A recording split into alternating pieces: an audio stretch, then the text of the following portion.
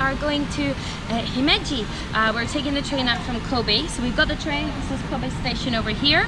And you arrive and you go follow the signs, it's pretty easy. Through the mall, and we're heading out to one of Japan's most preserved castles. It's completely original and it's almost 500 years old. So just about 15 minutes walk from the train station, you get to this. This is Himeji Castle, one of Japan's best preserved castles, completely original, 5 levels. It's absolutely gorgeous, and we're going to go in and check it out. But make sure you stop to take lots of pictures on the way in here. And after you get your tickets, you come in here. This is the main gate to the castle. So we're heading up towards the main keep of the castle with the 5 levels here. As you're coming in, you can see how well guarded this castle was. This is the mud wall. So it's pieced together with mud, with the larger bricks, the smaller ones, to allow water to filter through. You can see mosses growing there, so that shows that the water can filter through. This is impossible to climb, pretty much, or rip down. And then coming up here, all the way around, the stairs are uneven, and so if you're running up to try and attack, it would be very difficult. If you're running down, you would have practiced this, so you would know how far the distance is. So another great way that it defends itself. And also we've got the tiny little windows where the archers would shoot arrows out of, but they're so small it would be virtually impossible to shoot anything back in from them. Now, as you go up, there's information about how this was built. So the stones here are called ubagaishi stones, which means old widow's stones. The reason is, when they were creating the castle, they wanted these large stones to build the main part of the walls. However, there wasn't enough in the area. So an older lady who's a widow, who owned her own mill, donated all the stones from her actual mill. She allowed it to be dismantled, donated all the stones to help build the castle. And so these are called ubagaishi stones, old widow's stones, in honor of that. And so her selfless act, the news of it spread throughout the country, and people donated stones from all over the place, and this helped build the castle much faster.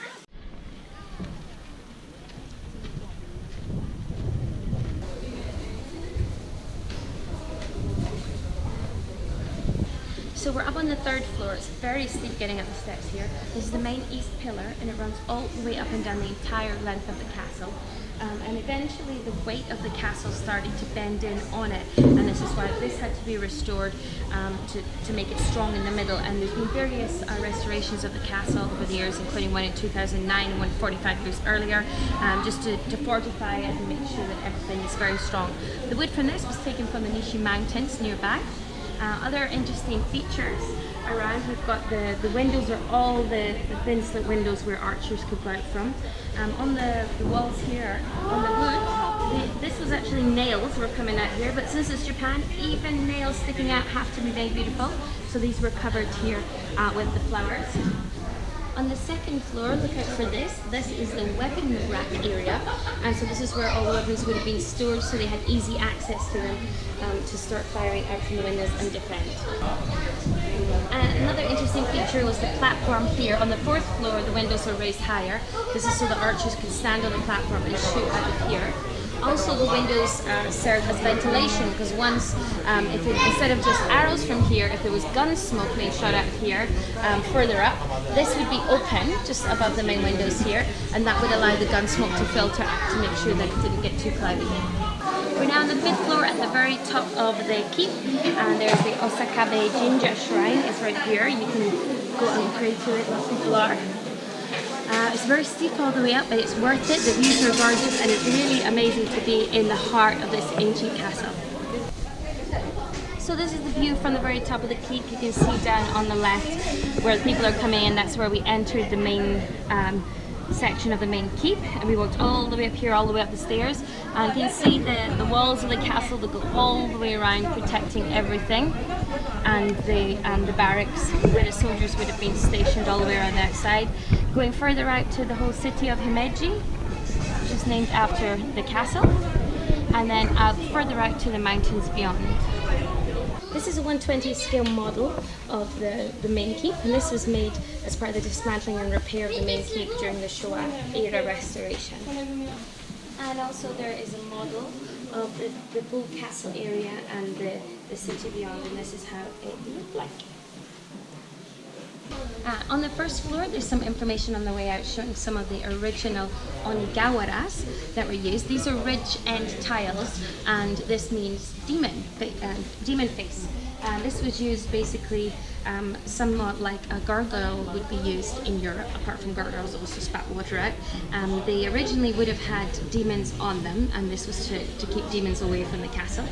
But a lot of them here on castles and royal places, this was replaced with family crests of the families who were living here building the castle.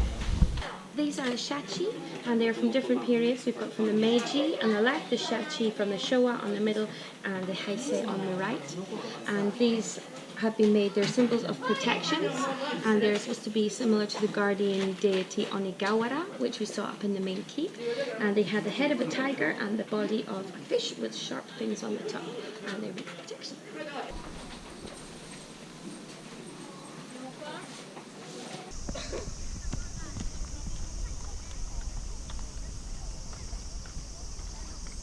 We're now going into the Kokoen Gardens. You can get a ticket separate for this, or you might as well get it combined with the castle. It's 1,000 for the castle on its own, 1,040 combined with the gardens. And come on in, this is the first part that you arrive in. It's a very pretty part of the garden, with a pond with koi carp, next to the Kasai restaurant.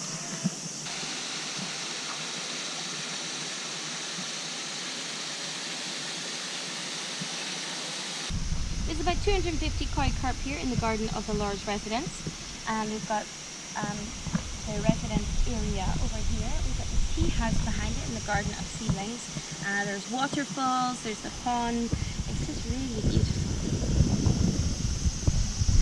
And this is the seedling area where they grow the little ones before they get replanted in the larger part of the garden while they're big enough. This is the soju and tea ceremony house. You can go in until 4. It's 500 yen for the tea ceremony with the matcha tea and some Japanese sweets. And just around the corner from the tea house is the flatly landscaped garden. It's got more little pond and stream areas with more fish.